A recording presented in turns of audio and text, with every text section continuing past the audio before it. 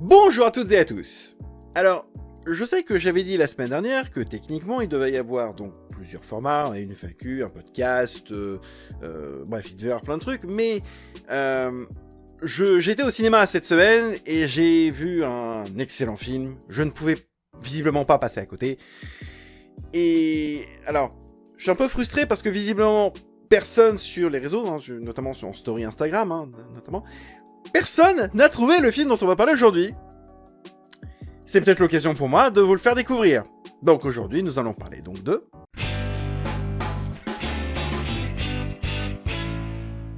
Comme d'habitude, vidéo sans spoiler et avec le chapitrage. Je ne vais pas parler de la partie histoire parce que là, cette fois-ci, je vous la laisse à découvrir à 100%. Nous allons passer directement à la partie mon avis. Déjà, il faut savoir une chose en parlant de ce film. Il n'existe pas de VF, donc ce sera full VOSTFR. Et surtout, je crois, alors, me semble-t-il, c'est le premier film japonais que je vois de ma vie, en live action. Enfin, je sais qu'on parle souvent de films étrangers parce qu'on les intègre par le biais d'un film américain ou quoi que ce soit. Ou de films français. Je sais pas forcément le meilleur exemple possible, mais bon.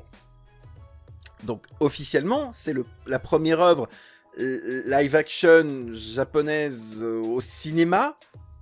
J'essaie de bien utiliser le choix des mots. Parce que techniquement, j'ai déjà vu par exemple des Sentai en VOSTFR. Donc pour le coup, c'est pas... c'est une œuvre live-action japonaise, mais elle n'est pas au cinéma. Je ne l'ai pas vu au cinéma.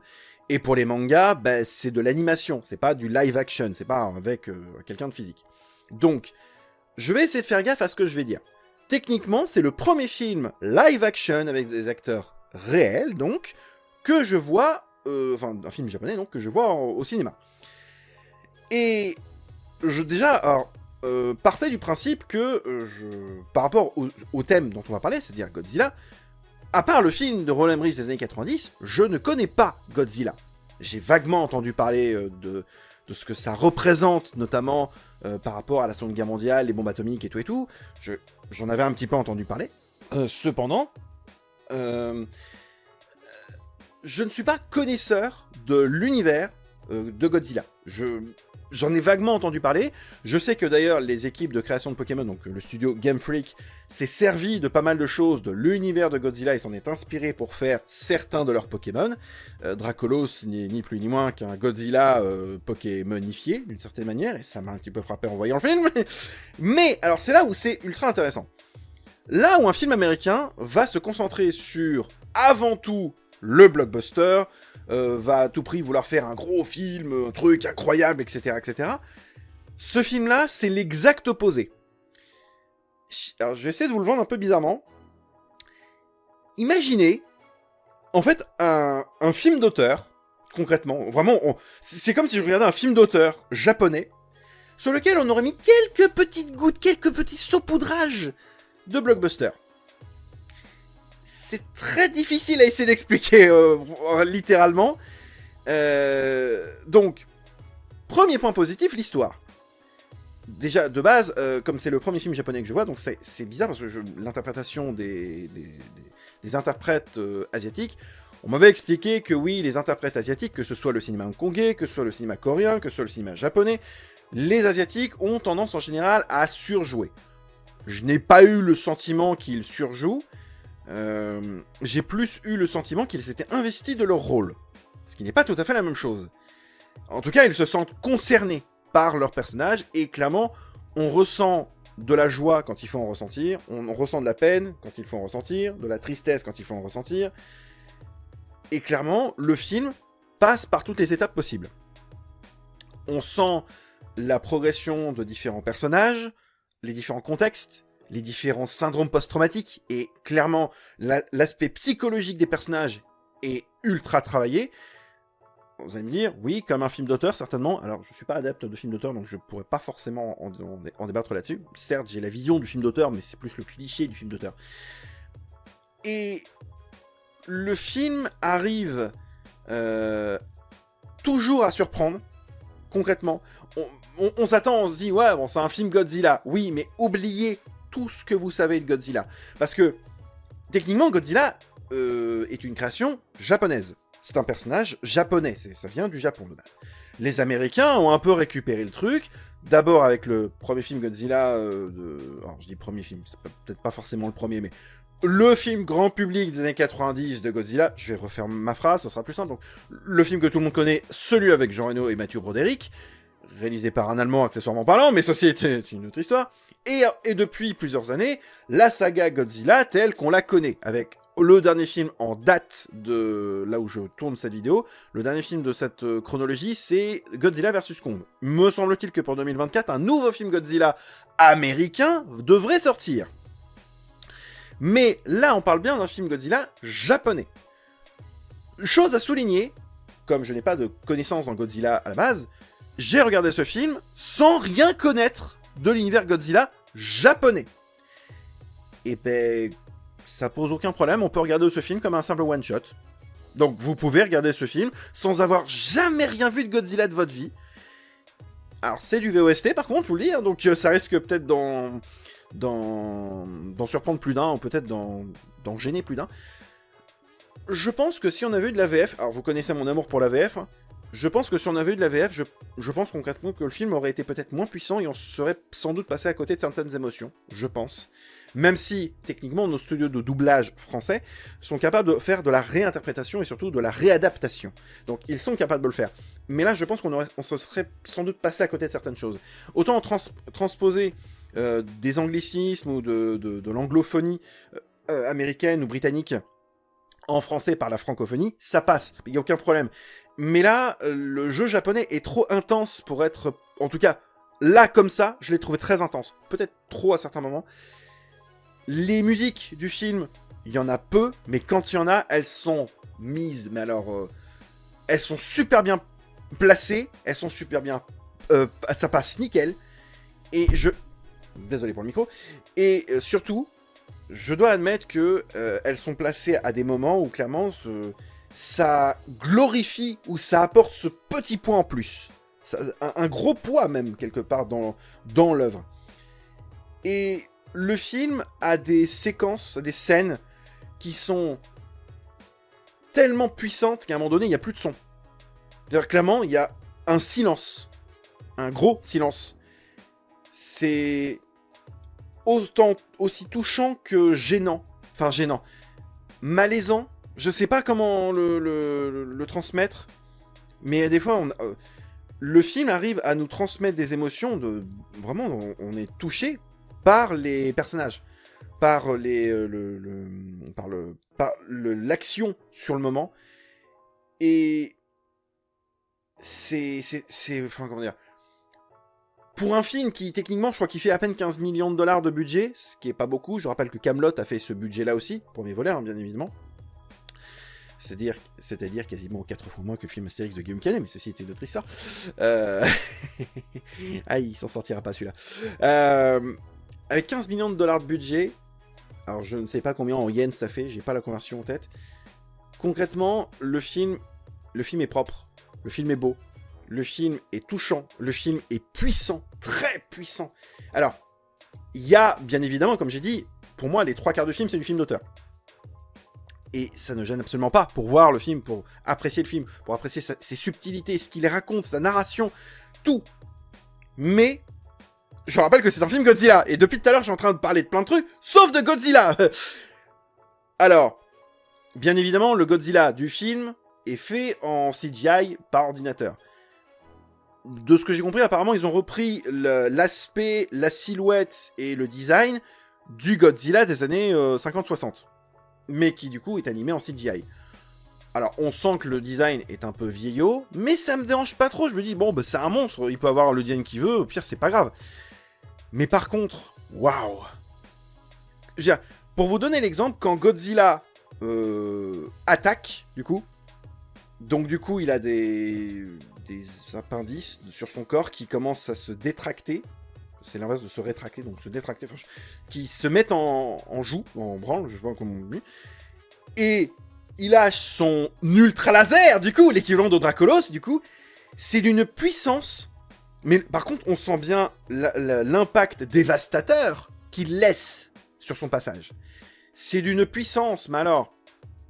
Et l'impact que ça a aussi sur les êtres humains. On se rend pas compte, hein. Mais à un moment donné, à certains moments dedans, ça se joue à pas grand-chose. Et je dis, waouh. Et on a tellement l'habitude du cinéma américain, où on se dit, bon, c'est un happy end, où il se passe ci, il se passe ça. Et au final, je fais, ouais, bon, bah, c'est le scénar. Là, j'ai été surpris pendant tout le film. Je ne m'attendais pas à ce que le film fasse ça. C'est difficile à expliquer, à transposer. Mais...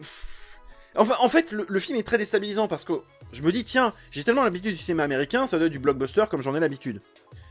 Sauf que non, c'est du cinéma japonais. Donc du coup, forcément, quand j'ai vu, par exemple, les 3/4 des scènes, c'est des scènes avec les êtres humains qui discutent, qui dialoguent, qui préparent, qui vivent, qui font des choses. C'est vivant, concrètement, on le sent. On a vraiment l'impression d'y être et on se dit, bah, il s'est passé des trucs, il va se passer des choses, ils sont en train de faire ça. On a vraiment des fois l'impression d'avoir des tranches de vie, on a l'impression d'avoir des discussions entre êtres humains, des choses posées, mais on se dit pas, je suis dans un blockbuster. Et quand Godzilla arrive, c'est comme si d'un coup d'un seul, vous étiez dans un, je sais pas, Sofia Coppola ou Woody Allen, et que l'instant d'après, il y a un Marvel qui débarque. C'est comme si d'un coup d'un seul, je sais pas, vous aviez une discussion entre Woody Allen et Sofia Coppola, accompagnée, je sais pas, d'un acteur ou d'une actrice, connue pour des films calmes et posés. Je sais pas, Kate Winslet par exemple, je sais pas, le premier nom qui me venait en tête. Et d'un coup d'un seul, vous avez un Thanos de 50 mètres de haut qui fait wouah comme ça.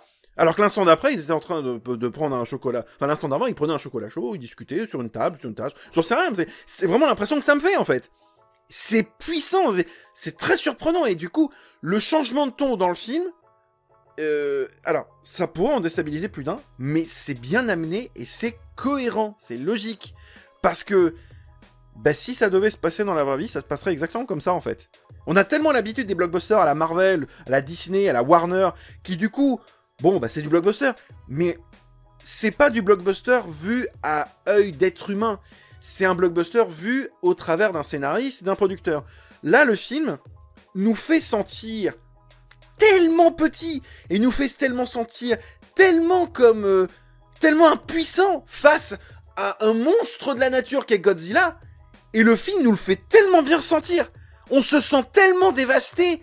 On voit, par exemple, les personnages perdre littéralement, ou perdre des gens, et on se sent tellement dévasté.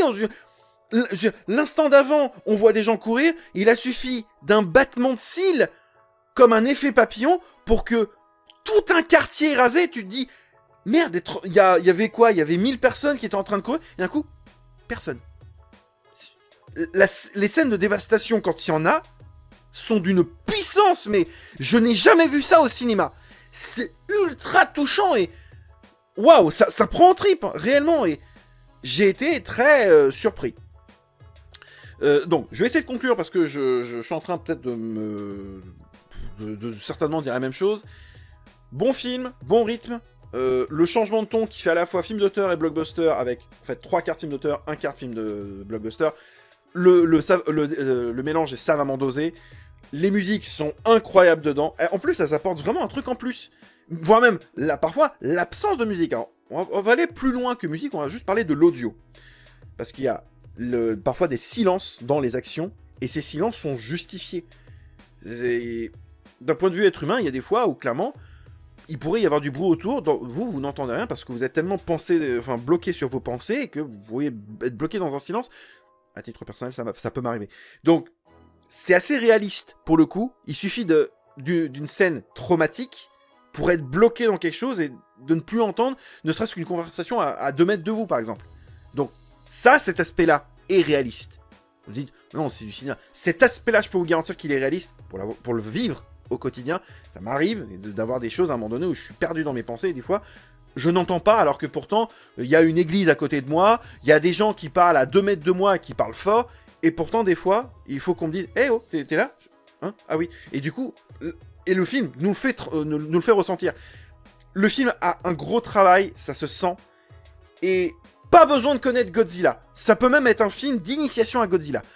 Je terminerai sur un point très important. Moi, de base, j'aime beaucoup le film Godzilla de Roland Emmerich. Sauf qu'avec ce film de Godzilla, qui clairement parle aussi du traumatisme des Japonais vis-à-vis de la Seconde Guerre mondiale, des bombes atomiques, et le fait que le Japon était en ruine après les bombes atomiques, concrètement, pour eux, Godzilla, c'est un syndrome, enfin c'est pas un syndrome, c'est le symbole d'un syndrome post-traumatique vis-à-vis de la guerre. Je comprends pourquoi les Japonais l'ont très mal pris, le Godzilla de Roland Emmerich. Moi, je me disais, d'un point de vue occidental, je me dis, bon, c'est bon, franchement, décoincez-vous le cul un petit peu. Ça c'est qu'un film, c'est... Sauf que, comment dire, pour les Japonais, Godzilla, il est symbolique. Réellement. Et c'est comme si quelqu'un prenait un trauma de votre propre vie, prenez potentiellement quelque chose qui vous a marqué, quelque chose qui vous a touché, quelque chose qui clairement a peut-être fait de vous ce que vous êtes aujourd'hui, ou vous a marqué du coup avec une énorme cicatrice béante et qui clairement va vous hanter pendant toute votre vie, comme un traumatisme donc.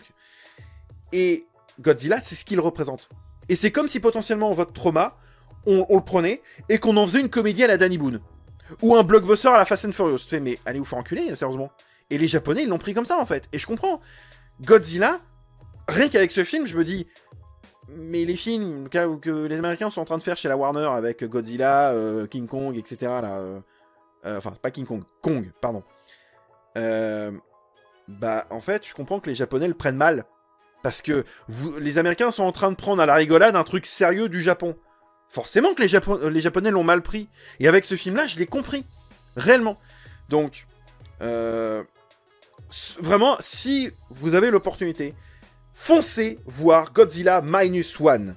Alors oui, il risque de pas rester très longtemps dans les salles de ciné. C'est pas impossible. Si vous le trouvez en DVD Blu-ray, foncez. Réellement, c'est le seul conseil que je peux vous dire.